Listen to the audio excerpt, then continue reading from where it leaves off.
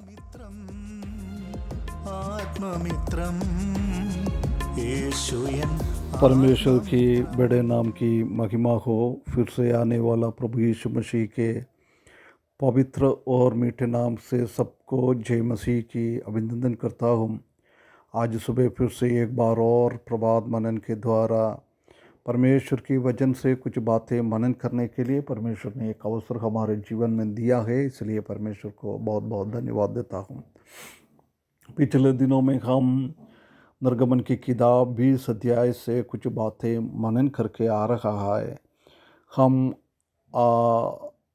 उसका 5वां आज्ञा को अपने माता पिता को आदर करना है, उसी से कुछ आत्मिक बातें हम ध्यान कर रहा था।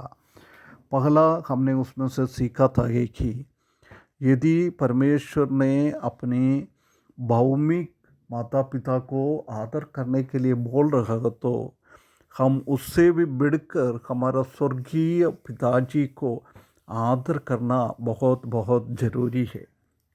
कल हमने दूसरा देखा था कि परमेश्वर ने, प्रभु यीशु मसीह ने हमको हमारा माता पिता को अनादर करने के द्वारा हमारा ऊपर आने वाला श्राप को परमेश्वर ने हमारे ऊपर से हटा दिया है, इसलिए हम परमेश्वर को धन्यवाद करें। आज हम तीसरा पॉइंट की ओर आ जाए। तीसरा पॉइंट में हम ऐसी सीख सकता है, honor your parents by providing for them when they are in need। हम हमारा माता पिता को ऐसी हम आदर कर सकता है क्योंकि उनका ज़रूरतमंद में उनको हम मदद करें। वो किसी भी स्थिति से हो उसी में हमको मदद करना है। उसका मतलब हम हमारा माता पिता का ज़रूरतों के टाइम, उनका दुर्बलता के टाइम उनके साथ रखना है, उनका दरिद्रता के टाइम उनको खाना खिलाना है, पिलाना है, और उसका बुजुर्ग अवस्था में हम उनके साथ रखना है। ऐसे रहकर हम हमारा माता पिता को हम आदर कर सकता है। हम प्रभु यीशु मसीह का एक एग्जाम्पल हम देख सकता है। उनका पेरेंट्स के लिए प्रभु यीशु मसीह ने क्या प्रोविज़न दिया हुआ है उनको मदद करने के लिए। ये जब हम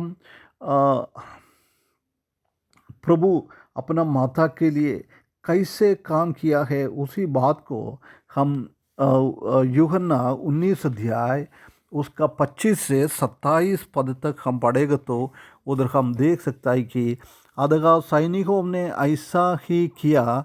यीशु के क्रूस के पास अब उसकी माता और उसकी माता की बहन क्लेपास की पत्नी मरियम और मरियम मगदलिन खड़ी थी।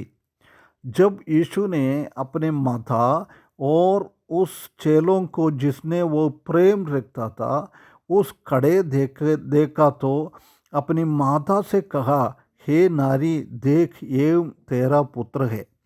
तब उसने चेले से कहा, ये तेरी माता है। और उसी समय से वो चेला उसे अपने घर ले गया है। हम जानता है कि प्रभु यीशु मसीह का कितना गहरा निंदा उठा रहा है, कितना तकलीफ शारीरिक रीति से मानसिक रीति से चल रहा है। वेदनाओं के बीच में भी अपना माता को वो भूला नहीं है। अपना माता को देखभाल करने के लिए प्रभु यीशु मसीह अभी दुनिया में नहीं रहेगा, इसलिए उसने उनका चेलों में से सबसे ज़्यादा प्रभु को प्रेम करने वाला और प्रभु प्रेम करने वाला यूहन्ना के हाथों में उन्हें सौंपा है। देख प्रिय भाइयों बहनों, ये माता पिता का आदर करने का बहुत बड़ा एक दृष्टांत। आजकल हम जानता है कि पुराना टाइम में बाइबल में कम से कम अपना एक बच्चा माता पिता के साथ रहता था उनका देखभाल करने के लिए। परंतु आजकल हम देख सकता है कि ये आधुनिक युग में ऐसा कोई सिस्टम है नहीं है। आजकल अलग से सिस्टम है, उनको कहाँ रखना है, उनको कैसे खाना पिलाना है, खाना खिलाना है, उनको कैसे दवाई का व्यवस्था करना है, कैसे उनका बुजुर्ग अवस्था में देखना है। ऐसी बहुत सारा आजकल सिस्टम हम दुनिया में देख सकता है।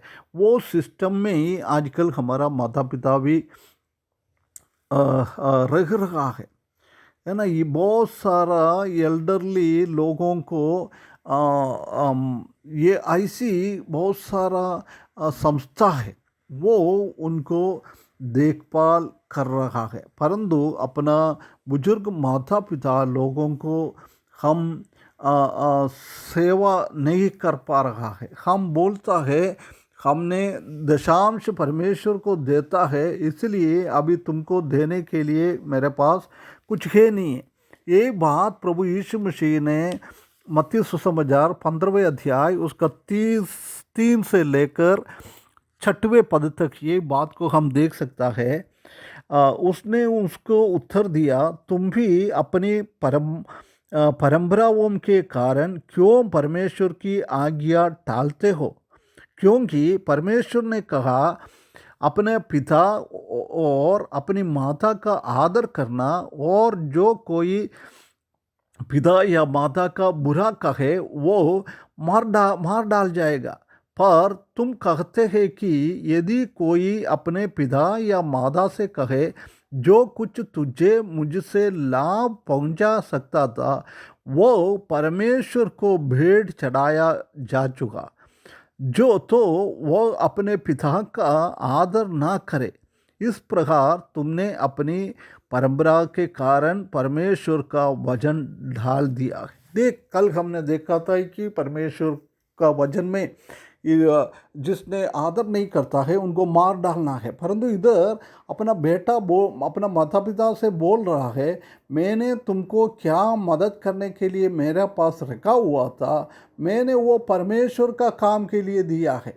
देख, परमेश्वर बोल रहा है, पहले तुम्हारा माता पिता को पालना है, माता पिता को आदर करना है, उसके बाद तुम दूसरा काम उनके देखना है। आजकल प्रभु का काम बोलकर हम बहुत इधर उधर काम करता रहता है, खर्चा करता रहता है, परंतु अपना माता पिता को हम कोई मदद नहीं कर रहा है। ऐसी एक स्थिति में आज दुनिया पहुंच गया है।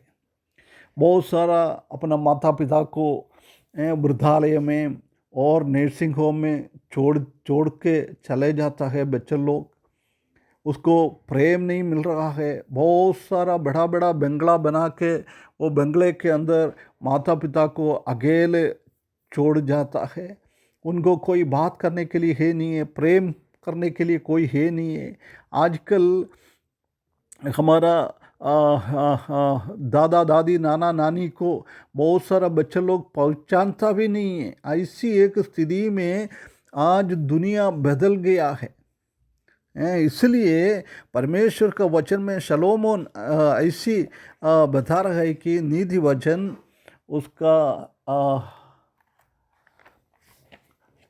23 अध्याय उसका 22 पद में, नीति वचन 23 का 22 में, अपने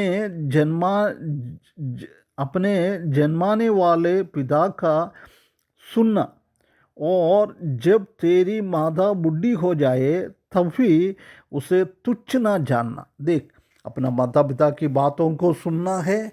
बुढ़ा बुजुर्ग अवस्था में भी हमारा माता पिता का बात को तुच्छ नहीं जानना है, उनको बहुत आदर करना है। हम जानता है कि हमारा माता ने 9 महीना अपना पेट में बच्चों को पाला है, कितना तकलीफ और परेशानी सहा है। उसका डिलीवरी के टाइम मृत्यु के साथ वो झगड़ते हुए अपना जन्म दिया है। उसके बाद वो बच्चे को आगे बढ़ाने के लिए कितना कष्ट और कितना तकलीफ पड़ा है। हमारा पिता लोगों ने कितना मेहनत करके हमको आगे बढ़ाया, हमको पढ़ाया है, हमारा नौकरी के लिए काम किया है, उसके बाद हमको विवाह करवाया है।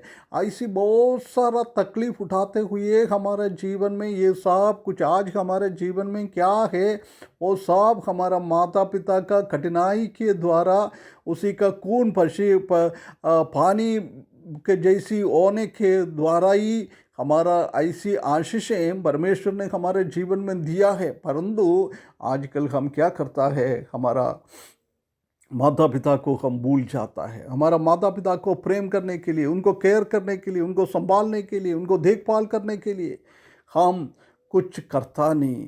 हम अपना जीवन में है ये, परंतु एक बार हमको याद करना है, हम हमारे जीवन में भी एक बुढ़ापे के अनुभव एक बुजुर्ग अवस्थे में आ जाएगा, जब हमारा बच्चा लोग भी हमको पलट के भी नहीं देखेगा। वो कभी भी हम भूलना नहीं चाहिए। इसलिए परमेश्वर के वचन के हिसाब से हमारा बुजुर्ग माता पिता लोगों को केयर करने के लिए, उनके साथ रहने के लिए, नहीं तो हमारे साथ उनको लेके रहने के लिए परमेश्वर सहायता करे। वचन के हिसाब से हम उन लोगों को आदर करते हुए, महिमा करते हुए, उसका देखभाल करते हुए जीवन बिताने के लिए इस वचन के द्वारा परमेश्वर हमको सहायता करे। उसके बड़े नाम की महिमा हो।